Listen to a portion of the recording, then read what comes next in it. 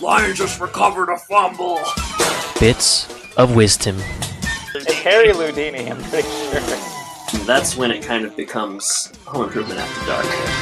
I guess that leaves us at the question of the week. Very good. I don't know if you noticed, Jordan, but a really cool aerial shot of the table. Reasonably funny. User review.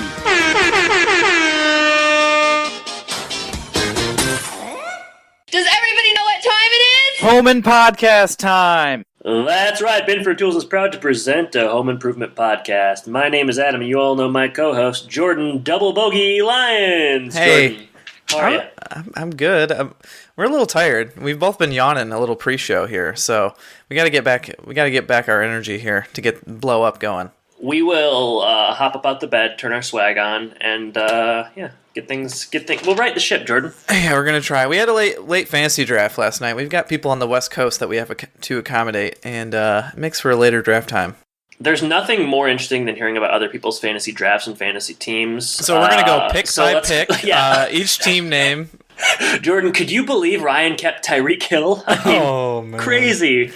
Yeah, but it was a late night. But we're here, we're ready, and it's a little different of a recording day for us. So hopefully we're crisp. I think we're gonna be crisp. I think we're gonna be. The Colonel would be proud. Crisp as a fresh bag of Lay's, if you know what I mean. If I'm not being too subtle. Jordan, you're being too bold. Just to quickly talk about the draft last night. Give me like a one-sentence summary or synopsis of kind of your draft strategy or kind of what happened in terms of who you took last night. Yeah, I would sum it up in the word of panic. Is that a good word, you know? Yeah, not so much as a word, but yeah, explain yourself. Well, you know, you just see the numbers go up, and you think you don't know how much money you have to spend, and with all the keepers, and we had less teams than normal, we just started doing stupid things. People went for less than they were supposed to, and then running backs were at a premium, so you just kind of panic, and I think my roster reflects that. Yeah, I would say so. Your Paul Perkins in your starting lineup is... Hey, that was $4. It's a steal. Well, Jordan, you know, only time will tell whether or not your draft strategy, you know, paid off or whether or not it didn't. And we'll be sure and provide sporadic updates throughout the season. Absolutely. I know listeners are just dying to hear more. So we're not just here to talk about fantasy football. We're also here to talk about home improvement and tangentially related topics. Very tangentially related. Jordan, you found an article. I did. And something that has just kind of been in the news. I'd heard about it sure. You know, in addition to the article. But you want to go ahead and introduce that? Talk about that a little bit? And this is probably something our listeners have seen, especially by the time this episode comes out, on various social networks and such, since it does have to do with Disney and Netflix. And yes, that is probably the earliest we've mentioned Disney in an episode. So you can go ahead and take a drink there. But yeah, there is an article floating around that says Disney will end its Netflix deal and other and offer their own streaming services in a couple of years or a year and a half. I think it starts in 2018 and 2019, depending on if it's a sports programming or a Marvel film or whatever. So this article is on NPR, but there's several floating out everywhere. So Disney's going to say goodbye, and they're going to start their own subscription streaming market because we need more of that. Yeah, my first thought was just sort of like, why? Yeah. And then my second thought was like, they don't need more money. Like, I'm just like kind of upset and angered by the fact that like they're trying to just bleed people for even more. But there is a positive side to this thing, and Jordan, we suspect, or perhaps we're wondering if this means that home improvement may be available to stream when this all transpires in 2019. Because as of now, it's not on Netflix. I don't know that it's ever been on Netflix. Well, I call it Netflix Instant, but I guess it's just called Netflix now. But I don't know that it ever has been. So hopefully, when they move all these things over, like you said, the sports and the Marvel movies and various other like Disney films and cartoons and stuff, that maybe this will be a part of it, and then Home Improvement will be more easily available, and our podcast will soar to new heights, the levels of a Serial or a WTF or a Ira Glass type. We're show just like that Ira Glass. I can't think of the name. What's Ira Glass's show called? He's got like 40, doesn't he? What's one of them called? Pick one. Pick them all. I don't know. All right, fair enough. We don't claim to be podcasting experts. That's This American Life. This American Life. There you have it. So yeah, I mean, we're thinking that when this streaming service sort of spins up, that we may ascend to This American Life type level. So that would be great, and that would be kind of close to our end of our run, hopefully. And we'd have a great backlog to go through, and Disney has a great catalog to go through with just all the shows that they've had. Maybe they'll put some other nostalgia type cartoons and such up there. But I think the sports part of it would be the only part that super interests me. Streaming the sports and such. What? It's not football, so is it? It says football? college I guess sports. they own ESPN, right? Yes. So college sports. And Marvel and Star Wars. So I guess there is kind of some popular stuff that would be under that name. It's just weird because you would think they would just leverage Netflix right now because everything else is on there. And right. I don't know if you want to add on. It's weird to think that an equation that so like they're in these pitch meetings and they're like, all right, so we're taking all of the Marvel movies, Spider-Man, Iron Man, all that stuff. We're taking that off the table, but guys, we're also taking Home Improvement, and I can just imagine that being sort of a deal breaker. Home Improvement kind of being in the same sentence as all of these Marvel movies. Like, hey guys, don't go. We got to have Home Improvement. We cannot let that go. No Thor, no Home Improvement. What are you gonna do? Yeah, seriously. But we'll see. This will subject probably to come change faster than it seems. Yeah, but something interesting, something to keep your eyes open for. And yeah, I think it would help our downloads. And that's really what we're all about. That's really what we're all about. Yeah, I'm in it for the DLs. So we're also in it this week for episode 56, Blow Up. So that's two really bad titles in a row. What was last week? Crazy for You, and then Crazy Blow Up. for You was bad because it didn't do the episode justice. This one is bad. I don't know that this title is as bad as the episode is. Spoiler, but Jordan, we came up with some titles of our own, and we're going to go through those. How many do you have? I've got 3, maybe 4, depending on how I feel about the last one. Before I do that, I just want to quick give the details on the episode. Sure, yeah. Written by Rosalind Moore and Howard J. Morris. Rosalind last did A So-So Evening, and Howard did This Joke's for You. So they teamed up for this. It's a two-hander, and you'll see why. I mean, there's a lot going into it. A lot had to go. There's a lot of moving parts in this one. So aired November 3rd, 1993. Some interesting plot keywords to give you an idea of what we're going to cover through this episode. Mini golf, telescope, and friendship. About sums it up. How does friendship come into play? All right, so anyways. That's a good question. Yeah, I mean, I think if friendship is a keyword under this one, it should be a keyword under every episode. Yeah, absolutely. All right, so alternative titles. How many did you say you had? I have 3. You have 3. Okay. I can go first, I guess. So the title is Blow Up. Yep. Blow Up. All right. Speaking to one of the plot keywords, I've got Mini Golf Madness. Okay. All right. That's pretty good. Mini golf madness. All right. I'll start with my mini golf. Putting green with envy. Nice. How about Photo Flub? That's good. Color me upset. Have you done that before? Have you done Color Me before? Does it sound familiar? It does sound very familiar. It's entirely possible. All right. My last one. Selfish is as selfish does.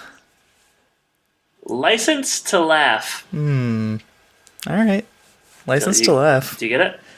Blew up her driver's license photo. Oh, I do like that better then. Nice job. Yeah, sometimes you gotta explain it. Pretty good. I mean, best one, putting green with envy, probably. Isn't it funny how I always think that one of mine was the best? Yeah, I don't know. You're just talented in that way. It's peculiar. Are we ready to get into this? Just like you're talented with movie titles, Bernie is talented with plot synopsises. So here goes here goes Bernie's latest. The local library has a dinner honoring Jill for her fundraising efforts. Tim provides a picture of Jill for them to blow up for a poster. It's an unflattering picture. Al takes the boys to miniature golf, and they do better than him. So thank you, Bernie, for that. All right, roll credits fade to black, and that was blow up. Jordan, question of the week this week? I've got 3 of them, so we can... All right, work our way through. Yeah, spend the next 40 minutes doing that. It might be more interesting. All right, should we get into it? Yeah, let's do it. Let's open on Tool Time. Do it. Tim's got a football, which seems apropos for us because it's almost football season. and they're talking about basically taking anything in real life and turning it into a paint color. But before they do that, Al wipes the logo off of the wall that's sitting there. You wonder if there was some like behind the scenes drama, because that seemed like a just blatant show of disrespect to the logo. Yeah, and he just fell to the ground, and then Al did not even care about the ramifications. Al didn't even extend a hand to help the logo back up. What? We're mad at Al here, but Tim didn't do anything either. I know. I guess if we could do the Richard Karn interview over again, I'd probably confront him on this, because this. I mean, maybe that's gotcha journalism, but I want answers. You say gotcha journalism more than anyone I've ever met. I don't think have I ever said it before? Yes, you have. Jordan, I took 2 journalism classes in undergrad, so and one of the topics was gotcha journalism. The class was called Gotcha Journalism 1 and Gotcha Journalism 2. All right, so Tim appeals to the crowd. Do you prefer the color of a football or a color of daisy? The men in the crowd say football, and Al says daisy, and all the women cheer.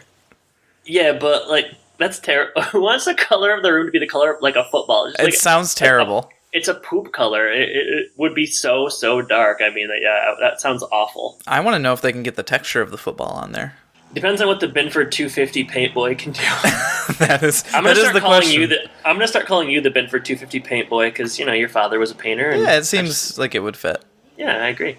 My father is a painter, not was. Jeez. Oh, I had heard he hadn't been working much, so I don't know. Hell, he's in Montana right now, so he's taking a break. That's what all painters do when they need a break. They head to Montana. Big Montana. All right, so we talk about this tool. It matches some colors. You basically hold it up to some sort of lens, and it captures the color. So pretty interesting tool. Futuristic for 1993. I would say, but what they do later in the scene does not seem very futuristic, because they're going to do a color of Al. Al thinks this is ridiculous. Tim measures in the inputs, which is 1 part pasty and 2 parts flannel.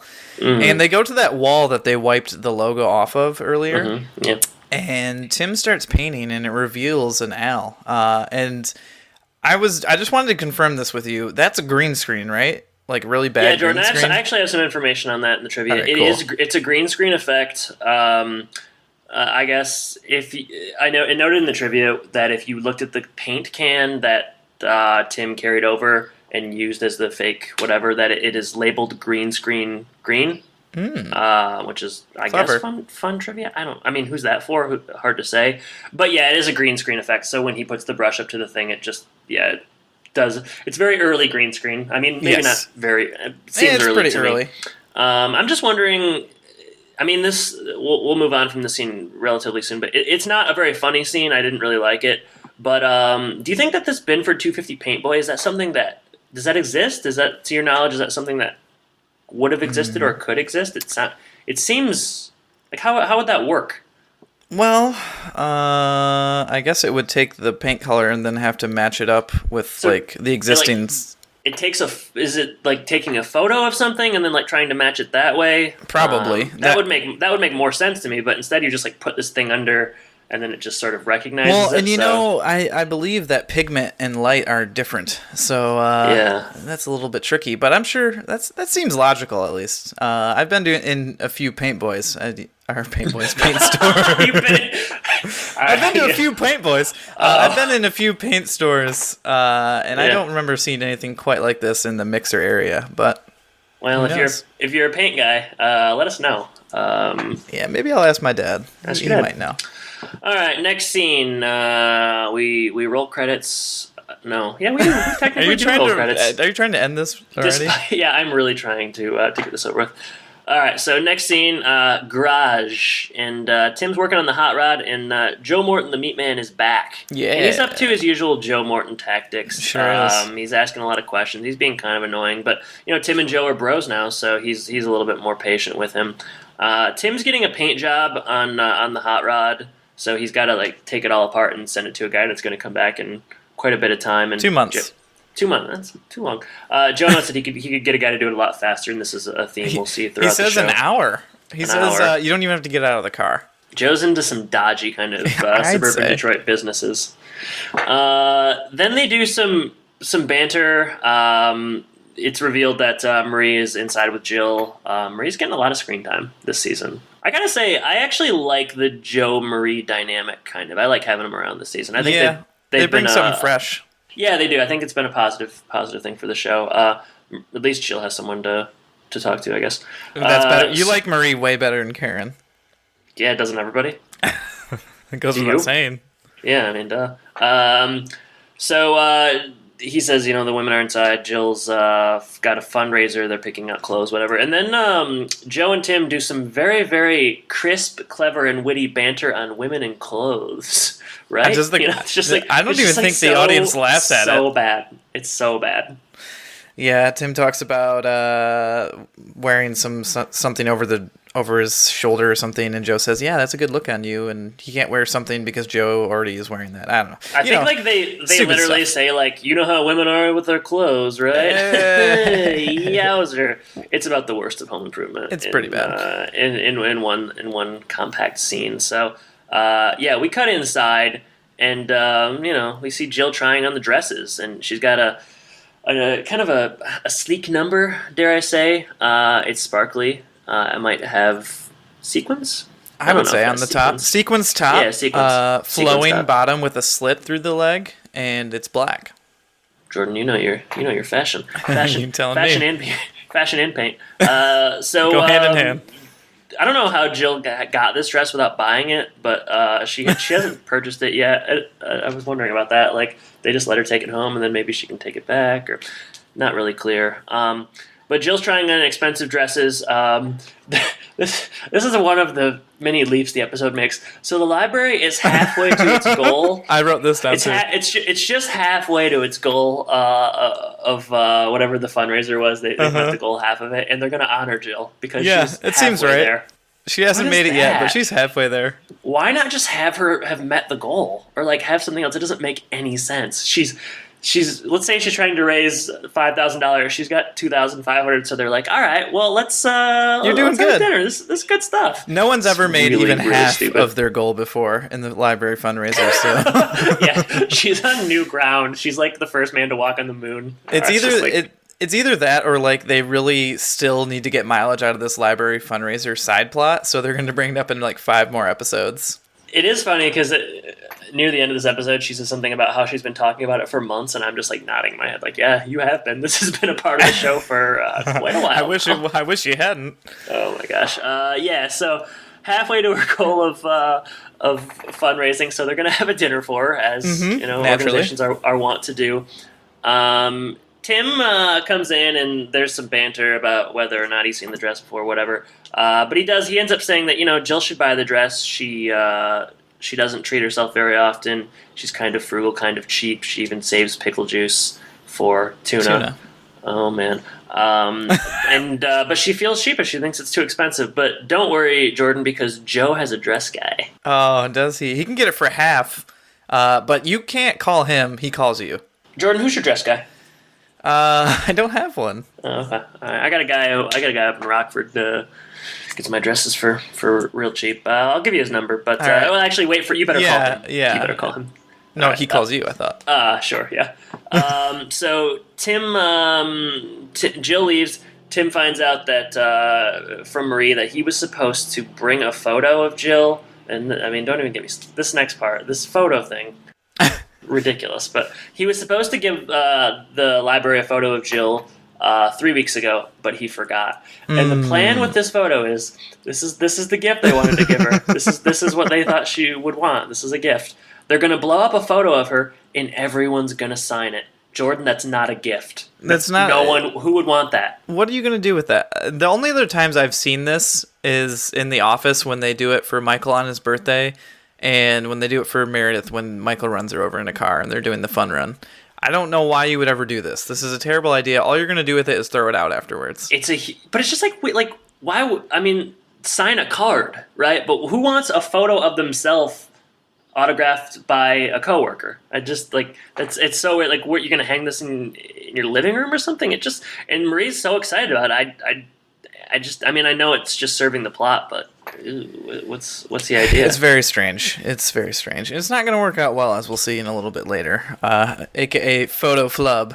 Yeah, for sure. Tim has 30 minutes to get this done. It's revealed, so he's rushing, and don't worry, we're rushing through this one. So next scene. All right, so it's dinner day, although the dress is not here yet. So Jill's kind of running around frantically, and they have about 25 minutes until they need to leave. Al arrives when Jill thinks the dress is going to arrive, so she says, "Oh no, it's just Al." But he says she looks great in her robe, like she's going to wear that robe to the fundraiser, which might have worked out well based on what we see later. Mm-hmm. But the boys come in; they're excited to see him, more excited than I've ever seen them, really, in the show's history. They'd like to go see a movie called Blood-Sucking Vampires. But Tim wants to see it as a family, so Jordan, it's actually blood-sucking vampires from Mars. Oh, so sorry. I don't want you to get it confused with something else. Yeah, that's trouble. So Al instead wants them to do something different. They're gonna go to the Putt-Putt Panorama, I believe it's called. I just want to say that the only real laugh I got in this episode was when Tim says, "You guys can't go see blood-sucking vampires from Mars," and they say why, and he says, "I want us to see it as a family." That was one of the few laughs I got. It was pretty good. That one. Yeah, it was pretty good. They're going to Putt-Putt Panorama, Jordan. Yeah, they're going to the Panorama, but the boys just want to play video games, and Al says, no, there's only one thing you do at the Putt-Putt Panorama, and that's play Putt-Putt. Which is logical. And I could only think to myself, like, how much more exciting would this episode have been if they just followed them to the Putt-Putt Panorama and watch Al get really mad and, like, yell at little girls and stuff? It could have been a top episode of all time if that would have played out as it should have. I was thinking, it reminded me of the episode where he goes on that date and they talk about how he is really weird in the car. Yeah. But they never show it. He rips open his shirt and acts like a werewolf. Really missed opportunities. I was thinking that, they mentioned the arcade and I was thinking, oh, this could play out like the episode where they go to the bowling alley and they do the Ocean's 11 plan. You were getting ready for a plan to come back together. I was like, oh, plan's going to come together? Okay, I better sit up in my chair and pay close attention. What's that episode called? Up Your Alley. Oh, I like that one, yeah. But that's not what happened. Sweet memories. Sweet dulcet tones of Up Your Alley. Oh, yeah. Get more of that. We're not watching Up Your Alley. We're watching Blow Up. We're watching Blow Up, unfortunately. Yeah. But Mark wants to watch The Nuttiest Raccoon. Yeah, but Al's already seen it, and he says, you know what, Mark, don't worry about it because he's not even that nutty, which was probably the second time I laughed. Yeah, second and last time I laughed. The only good things happen are when Al's around right now. That's about it. And we pulled up IMDb today, and we saw the banner ad is The Nut Job 2 Nutty by Nature. So apparently they made a sequel to Nuttiest Raccoon. Jordan, is this a movie you'll see? I don't know. It's got terrible reviews, I'm sure. Yeah. Wonder who's in it. I clicked on the Fandango website. You really want to know, huh? It's playing... I just don't want to talk about this episode especially. I like that there is a Nut Job 1 and a Nut Job 2. I didn't... I must have missed Nut Job 1. I don't know how you could. And I'm into cinema, as I've often noted on this Go podcast. see The Dark Tower if you haven't already. Yeah, hey guys, go see The Dark Tower because it's important that Stephen King adaptations ascend. It actually won the weekend box office, so I can only assume that I did have something to do with that. That was all you. Can I read you the quick plot of Nutty by Nature? Yeah, you're talking the Nut Job 2. Yeah. They're missing a colon also. It should be the Nut Job 2 colon Nutty by Nature. Otherwise, this is just a run-on sentence. Well, when nuts get involved, things get a little crazy. So, Will Arnett plays Surly, and Surly and the park animals find a park, but Oakton City's crooked mayor, Bobby Moynihan, want to bulldoze. Oh man, they can't even spell all this stuff properly in the Wikipedia article. Right. This is just Tony Topola thing where you can't read it and you're blaming on the grammar. Want to bulldozing Liberty Park? That's what it says. Right. Yeah, you're right. Okay. And replacing it with a dangerous amusement park. Uh-oh, dangerous. All right, so Surly gets help from the territorial street mouse gang leader, Mr. Fang, played by Jackie Chan, into thwarting the mayor's plot. Jackie Chan? I'm in. No problem, just nut job. Oh, no. Listeners should know that we really like Rush Hour. Next scene, we're at the ominous all right, fundraiser let's dinner. Get back to the episode. Yeah. All right, so Nutjob, if you lived like next door, we would go see that, and then we would do a podcast on it. But you don't, and we won't. So, all right. So next scene, we're at the event. Jill is frantic. She's upset about the dress she's wearing. Why? It doesn't fit. It's not the same dress. It also doesn't have the sequins. It's supposed to be skanky, but I didn't notice that. Skanky? Yeah, it didn't look skanky. Isn't that what Tim says? Skanky? Oh, I don't know. I was just more focused on Joe's meat button that he was wearing on his lapel. I mean, you know Joe and his meat buttons. All right, other bit of trivia here. Did you notice what the poster said in this scene? So they're at the library. I actually don't think they're at the library. I don't know where they're at. No, they're at some sort of hall. Okay, well, there's like a poster for a play that's just called Billy Ryback. Oh, I did see Billy Ryback, but I didn't put two and two together. Yeah, it's a Billy Ryback joint. Well, the play is yet another example of a Billy Ryback joint. Oh, good.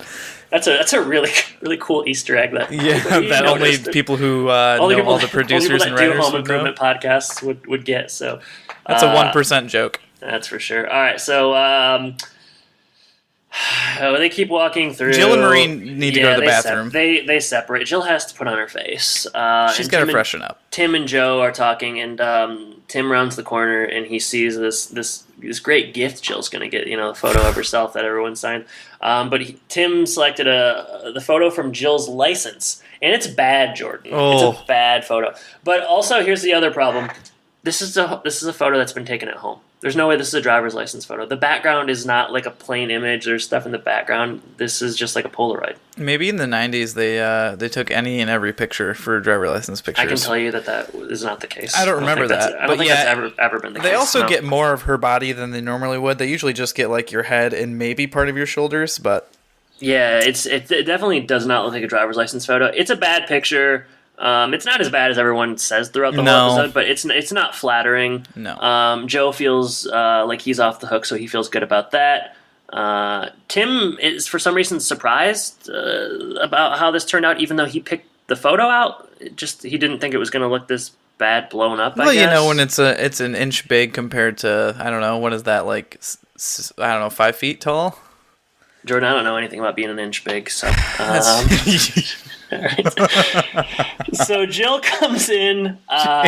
Marie is very excited for Jill to see this photo of herself that they've signed. She's going to love it. This is a great gift, something she's going to remember the rest of her life. So Jill comes in and sees it, and she can't believe it. She's so angry. Oh, livid. End of scene. And so, yeah, that's how it ends. We don't know anything else that happened. She's so mad. She's mad, and the next scene is at home later. Jill and Tim come home. Tim has the picture, so he's kind of carrying it around, but Jill is just still mad, dejected, fuming.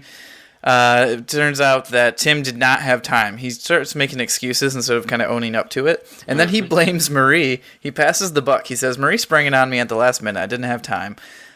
Jill does not trust him and immediately calls Marie, and it turns out he had 3 weeks to do it.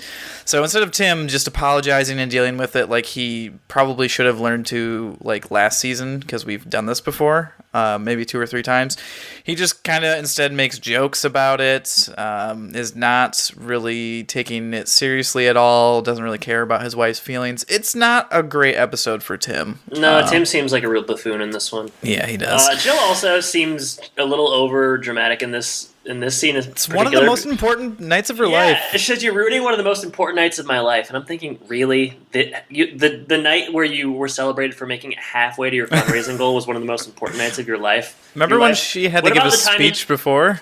What about the time you had 3 kids? Maybe those are also important moments for you. I don't know. But no, it's the fundraiser. Didn't she have to give a speech before where she was super nervous, and that was also like the most important night of her life? Yeah, that was. She has a lot of really important nights of her life that her husband keeps ruining. Yeah. She should just divorce him. She's so unhappy. The message boards were right. Feminism, the feminist commissar. Well, rest in peace, IMDb. Oh man.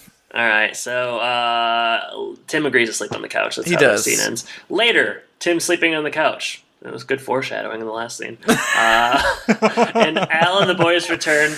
And wait, what time do you think they got back from this dinner? And what time did Putt Tim was like sleeping? I'm thinking, like, did they mini golf until like 1 a.m. or something? That's what I was wondering. I thought it was going to be the next day, and they just stayed out all night. Jeez, yeah, that'd be funny. Al wouldn't let him leave because he just wanted to keep playing the hole over again. See, I'm telling you, that would have been way more interesting. I agree with you. That would have been a much better episode. And they could have used one of our putting titles. Yeah. Al and the boys return. It's not clear. I mean, I guess I assume that Brad beat Al. Although, did they say that? Because all I heard was that Brad got a hole in one. Yeah, I think they walk in and say Brad won, and also he got a hole in one. Okay, all right. Well, yeah, Brad beat Al.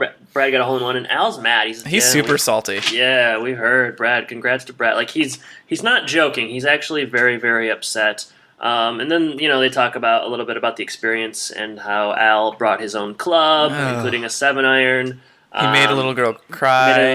She was standing in front of the windmill. Yeah, well, someone had to say something. He's been banned for life, but when that manager graduates from high school, he's going to be able to go back. Oh, man. Just so many missed opportunities. I will say when I was we have a mini golf course at Houghton Lake that we've been going to my whole life. And when I was really into it, and I played last week, so I guess I'm still kind of into it, I brought my own putting.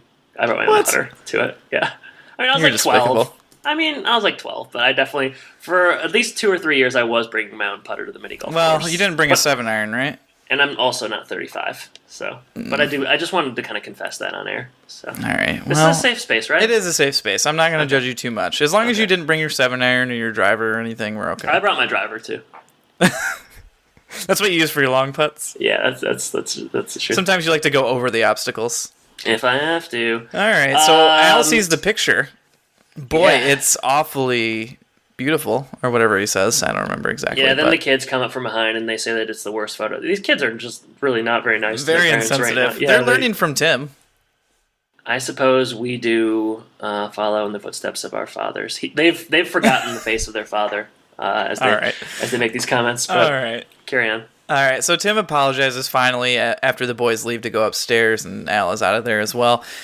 She says she's mad about the picture, but it's not so much about the picture. It's how important this night was to her. I think it actually is about the picture, though. I think it's a little bit of both. But, she segues into how important the night was. She's been talking about it for months, and I think we've heard about it for 2 episodes, so I guess that checks out.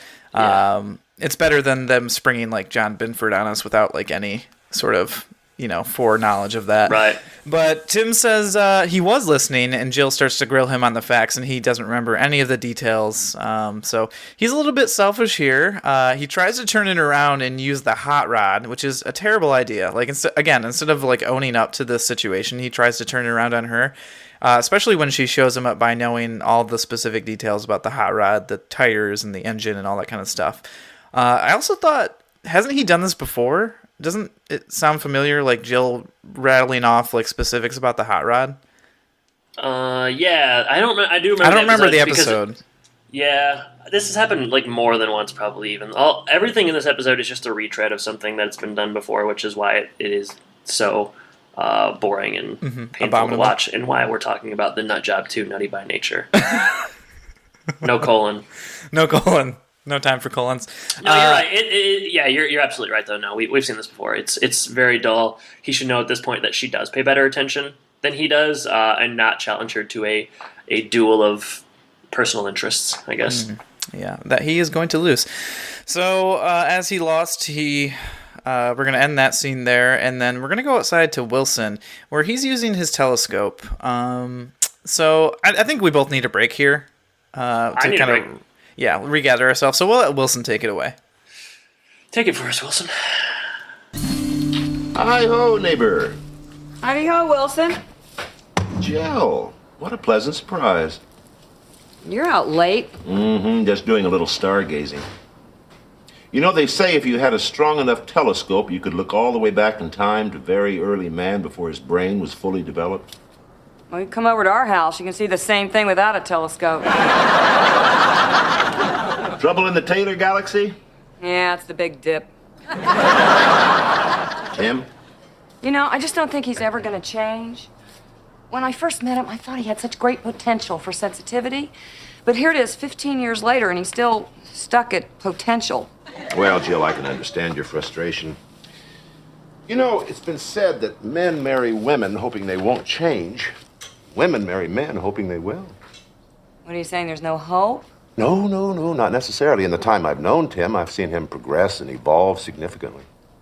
We're talking about Tim the Tool Man, Taylor? Yes, indeed. As a matter of fact, when he first moved in, I had to remind him when your birthday was.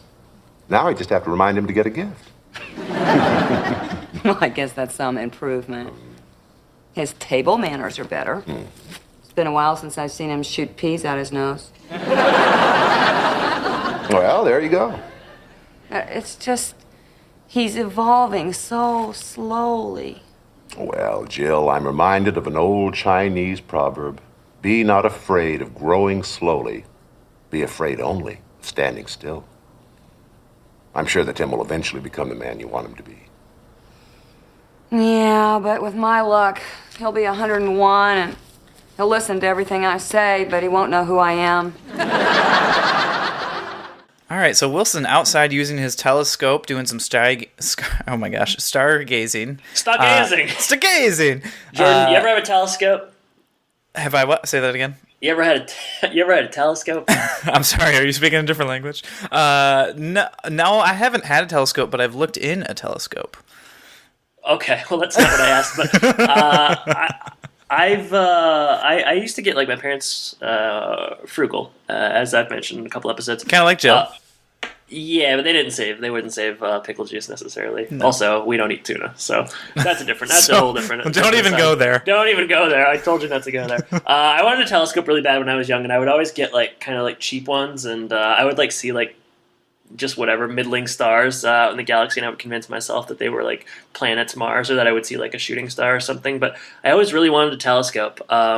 But I never got one, Jordan, so I'm hoping that maybe we can use some of the donations we get from listeners to finally get me that telescope. Man, I actually love astronomy myself, so I would love to have a telescope myself. Do you think we could get like a podcast telescope, slap a sticker on it, and Home Impodcast? Yeah. I mean, I'm not sure how that's going to benefit anyone else. Should we use our money on business cards or a telescope? I'm going to do a poll. Yeah. We'll see how many. Maybe have a write-in for that if somebody gives any like valid ideas. We'll see. I feel like I could do a poll on anything and we're going to get 9 votes and it's going to be pretty much split down the middle. That seems to be a trend. But yeah. I really wanted a telescope when I was young. I'm not as interested in it now. No? But we did go. Kirsten, my girlfriend, and I went to the observatory and back when I was in DeKalb, probably 6 months ago, and they had a real powerful telescope there, and it was pretty cool to see the rings of Saturn, see some stuff I'd never seen before. So yeah, I do like it. I definitely get why it's a hobby that people have. Yeah, Flint actually has a pretty good planetarium that I try to go to when I'm in town. Long way. And then Michigan State, they have a nice one there as well. And I took an astronomy class where we got to hang out in that every day. Oh, so you have a lot of knowledge on that kind of thing. I can tell you about some stars and then some constellations, but we won't go there right now. Ursa Major, Ursa Minor, Big Dipper, Little Dipper. I mean, Orion's Belt. Yeah, we could talk all day. I could really keep going, but we're not gonna. We gotta get back to Blow Up. Yeah, we gotta get back to Blow Up. It's such a good episode. Yeah. So anyways, Wilson is stargazing, and instead of Tim coming out as Jill, so he gets that for maybe subverting audience expectations. Yeah, about the third time in the series so far. And Jill talks about how Tim is never going to change. She thought he had great potential for sensitivity. I gotta say, if we could just pause, she's right that Tim at age 40 probably isn't going to change very much. Yeah. I mean, don't you agree? Like, I guess, but I've also seen him be more sensitive than he is now, so it just seems like they decided to take an episode that should have happened in season 1 and put it in season 3. Yeah. I think that there's a difference between, like, someone not changing and someone just kind of acting foolishly every once in a while. Like, she's behaving as if this is, like, a common thing, and I don't know. I don't... We've seen him... How many times do you think we've seen him... I mean, he acts like a real, like I said earlier, a real buffoon, but he real insensitive in this episode. How many times do you think we've seen him do this throughout the series? We've covered 55. Do you think 5 episodes? I was going to say 5 or 6, maybe. Okay, so that's, I don't know. That seems he's more isolated. 1 for 11. He's 9% insensitive. Yeah, I mean, hey, there are men who are probably worse. I don't know. Just the idea of him like not changing and wanting him to change, it just seems like it's not the cornerstones of a healthy marriage. Jordan, you are married, so I mean, maybe you tell me if I'm wrong. But well, when you married your wife, were you hoping that she was going to change a lot from the time you got married till presumably your death? I don't think that's why you marry someone. Seems flawed. Yeah, I don't think that's what you go into with a marriage. I think you realize that as if you're together for 20, 30, 40, 50, 60 years, people are going to change. Interests might change, but ideally, your relationship will still be as strong as ever. So I don't know. I don't think that you go into a marriage hoping that someone's going to change into the person you think they could become. Hey, Jordan, that was nice what you just said. Oh, thanks. That was nice. But Jill is hoping that he will change. So there's that. Wilson notes that when men get married, they hope that their significant other doesn't change, and when women get married, they hope that their significant other does change. So just kind of those men are from Mars, women are from Venus kind of observations. Wilson says he thinks... a particular sense when he's looking up at the stars, Wow, that is definitely something they didn't think about that we did. Wilson says that he thinks Tim has grown. When he first moved in, he didn't know Jill's birthday. Yikes. Wow. But now he just doesn't remember to buy her gifts, so it's probably actually a true statement. There's a Chinese proverb that comes to mind here. Yeah, Jordan, what is that? Be not afraid of growing slowly. Be afraid of standing still. Wilson's giving a lot of grace to Tim in this episode, I will say. Wilson is very forgiving. Well, you got to remember, it's Tim he usually talks to. Jill's kind of on foreign ground here, so she's maybe not. She's a second favorite, I guess. I guess so. Yeah. But you're right. He does give Tim a lot of leeway. He basically Tim has done nothing wrong in Wilson's eyes. Tim's not that bad. He just doesn't buy you presents without me, kind of random neighbor, telling him to do so. But he's an okay guy. He means well. He's got a good heart. So anyways, that's Wilson's advice. It's not that good. No, we'll see where Jill takes it. On Tool Time, we're going to talk about frames, and to do so, let's show some pictures, including framing a house. How about glasses frames, or maybe framing a coworker? I thought that was funny. Yeah, maybe the fourth laugh of the episode, something like that. Number 3, yeah. Yeah, number 3. So Al Behind Bars was pretty good. And it's been a while since they've done this, but again, this is recycled that we've seen 3 or 4 times. It's okay. I don't mind them doing it as long as it is funny, and this was funny. It was good. So what they actually mean to talk about today, Al says, is picture frames. And while... Which is... They're really running out of things to talk about on Tool I really thought it was going to be house framing. That made a lot more sense to me. That makes a lot more sense. Picture frames, I mean, yeah. Well, you know what? Al's going to cut his own picture frame. So while he gets the miter ready, Tim wants to go on a little bit of a monologue here. Men do not know how selfish and insensitive they are at times. So he holds up a sign of him and his face, and then... No doubt taken right before this episode, because his hair is the exact same. His hair looked different in this episode than it normally does, and his hair looked the same in that photo. So they must have taken it like the week of. Good eye. Yeah, that's all I can say. Yep. And then he holds up like a cartoonish picture of a woman that has like a rolling pin. She's holding a rolling pin. That she's gonna like batter her husband with or something. Yeah, it's a muddled message. A little bit. And we won't see it play out. No, but we're gonna zoom out. The show within a show thing comes back, and Jill is watching the episode. She's not sure what she's supposed to be getting from this. And I suppose neither of us are we. But Tim brings a new gift, which is a new, bigger photo, which has signatures, but the photo is a little bit better. Jill's not that much better. It's still, it's just she's in more professional garb. She has lipstick on. That's a big difference. Her eyes are open instead of squinty, I guess. Yeah. Jill is thankful, but she doesn't know what to do with this giant picture. Finally, they address the elephant in the room, which is like, this is a bad gift, and what am I supposed to do with it? I don't know if it's an elephant in the room or a giant picture in the room, to be honest. But I co-host a podcast with a 12-year-old. Hey, I'm not the one making penis jokes. All right, so Tim is also going to go the extra mile and cook for Jill. He's going to do mashed potatoes and gravy. I think he says chicken maybe, or no, steak.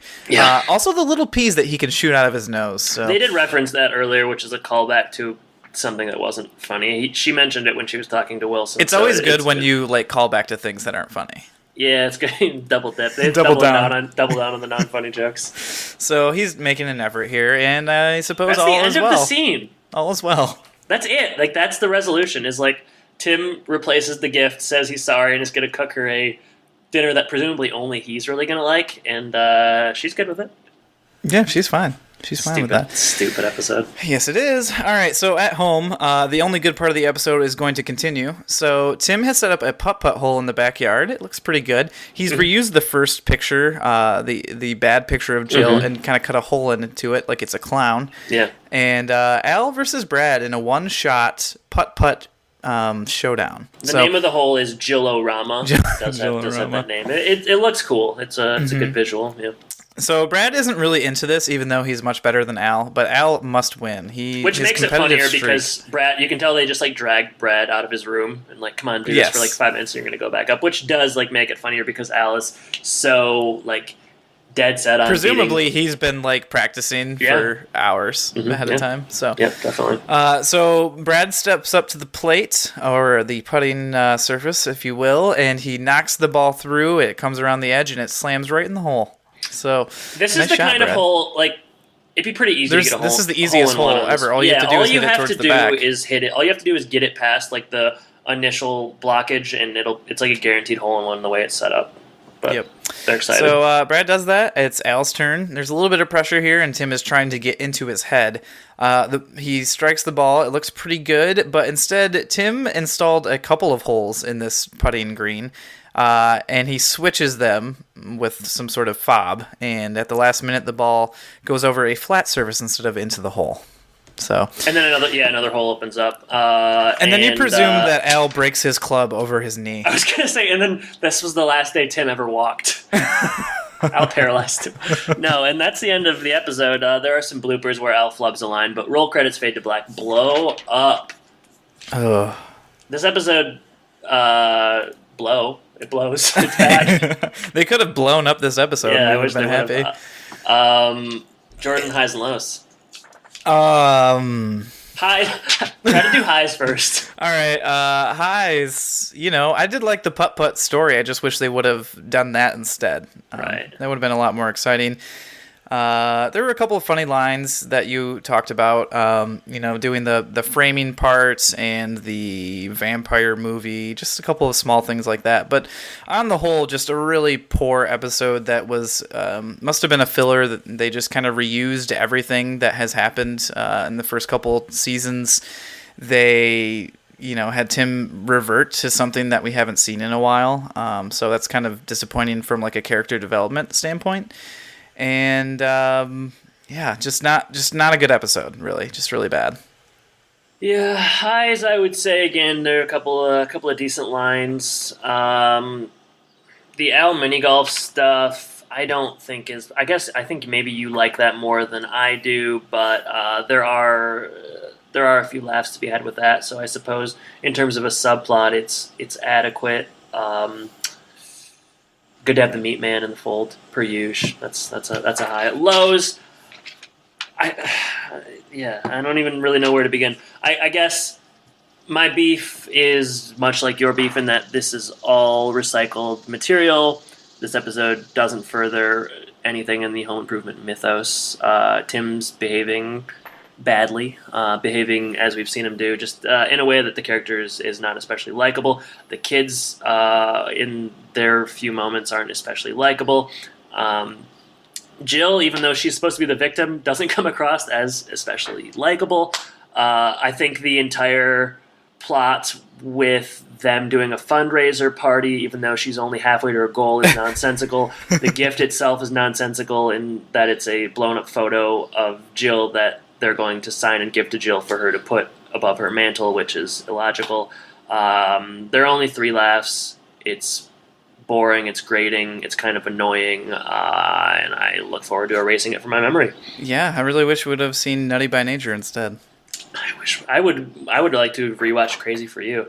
I need one of those Men in Black erasers after this one. I tell you what, put on your Ray-Bans because I'm about to forget this bad boy. Boom! All right. So that is episode 56, Blow Up. So why don't we go to Sean's social media corner? Sean's social media corner. Yeah, it always cheers me up to go hang out with Sean in the corner. And so if you want to reach out to us, you can do so at thehomeimpodcast.com. We are on Twitter at Home Impodcast. Our Facebook URL is facebook.com/homeimpodcast.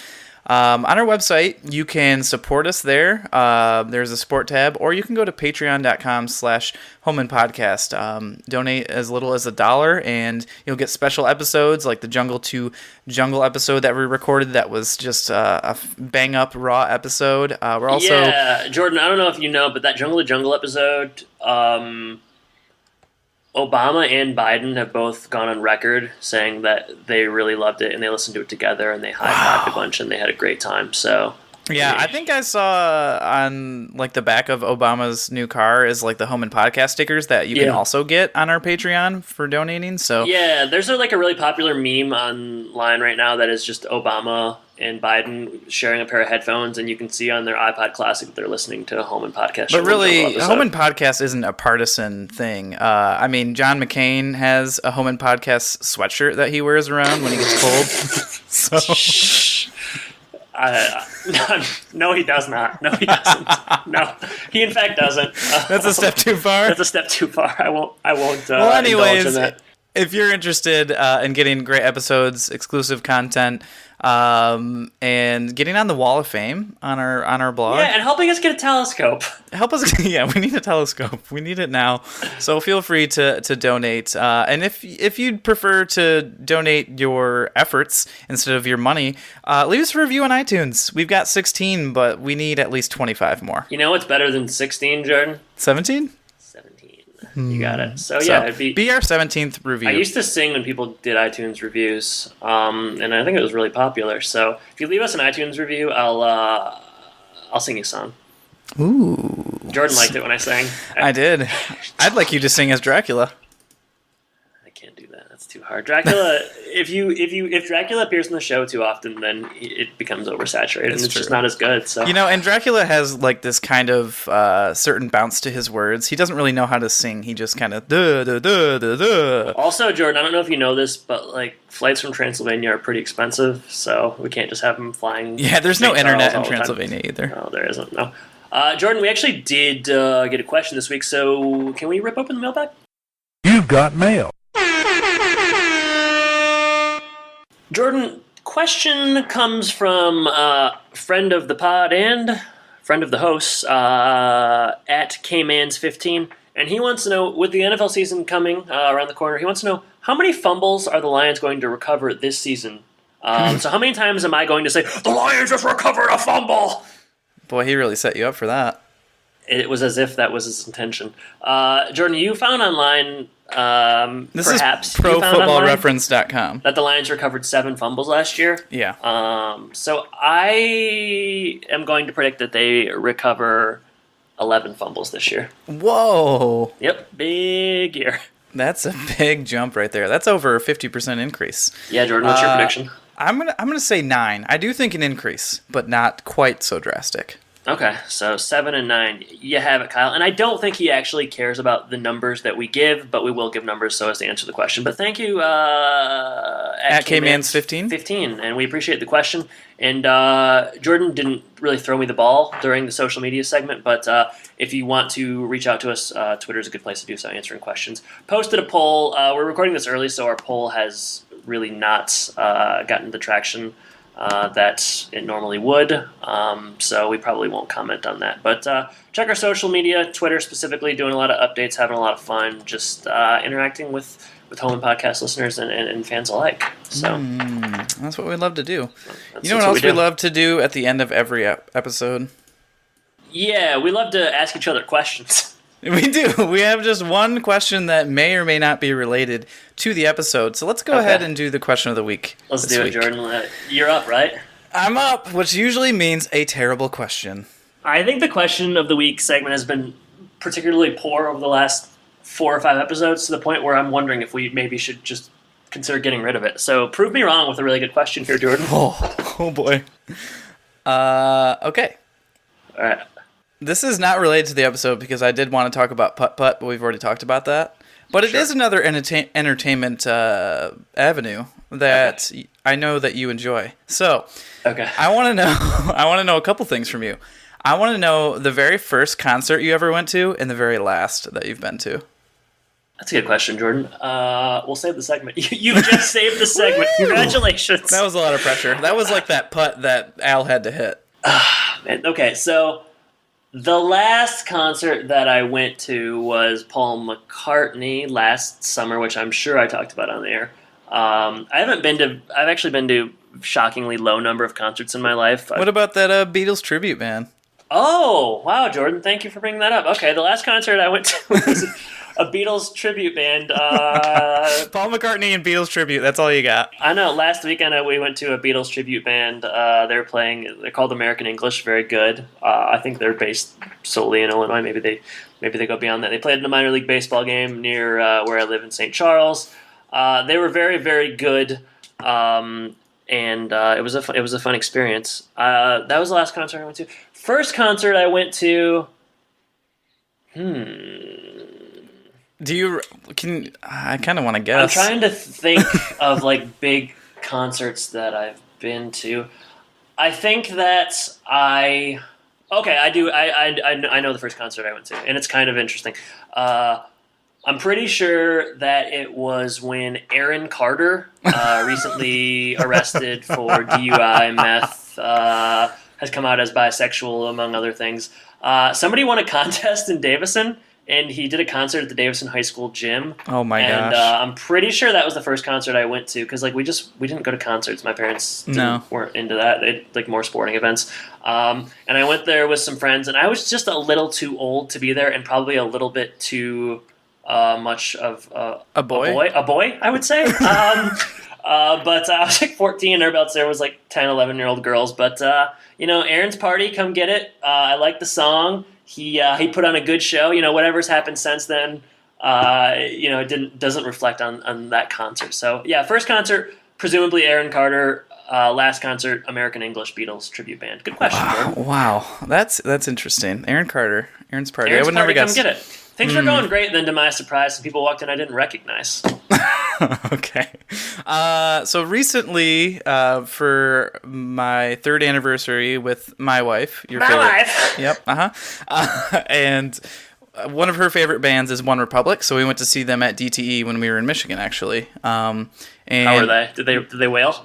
They were really good, actually. And then before them, Fits and the Tantrums were on. Not familiar. Oh, they're pretty good. I Can Make Your Hands Clap. Clap, clap, clap, clap, clap. Oh, yeah, I do know that song. They've got quite a few songs that you probably know just by hearing. But yeah, that would be how I would that know would their be songs. how you wouldn't know their name, but you would know the sound, is what I'm trying to say. Got it. But yeah, they're pretty good. One Republic was really good. The first concert that I remember, I don't really remember going to any when I was a kid. I mean, I'm sure I went to like, Barney shows or Power Ranger shows and stuff like that. Yeah. But not concert related. So I think the first one I can remember was at Michigan State. And this kind of seems funny now, but Dave Schultz and I went to see Kid Cudi. Oh, that's cool. Yeah, he was actually really good. Yeah. A pretty small venue for Kid Cudi, probably. So that made it a pretty cool experience. But he was good. Lots of psychedelic lights, and I'm sure that several people were smoking weed at the time. You in particular, you were lit up. Dave and I, we were. You guys were blow up. We were big into that. Right after Bible study, we'd go out. And yeah, Psalms and then Cudi. Yeah. They go hand in hand. So yeah, Kid Cudi was good, and to this day, he may or may not be the answer to one of my security questions on one of my online forums. So. Seems like he probably is. I'm giving stuff away. So. All right, don't give away anymore. That's good. All right, good question, Jordan. What are we covering next week? Episode 57 is going to be true to your tool. Be true to your tool. Sounds interesting. In the same way most of them do. I was wondering where you were going to go with that. I just wanted to quickly read the synopsis. Jordan, we're done with this one, and I'm glad, and I think we're better men for having covered it. We made it. We made it through. I'm glad we don't have to watch that again. It makes it hard when you have to watch those twice. It was tough. But hopefully it wasn't tough for you guys to listen to this episode. Thank you very much for listening. Jordan, thank you for joining me, and I guess I should say take care. Take care, everybody.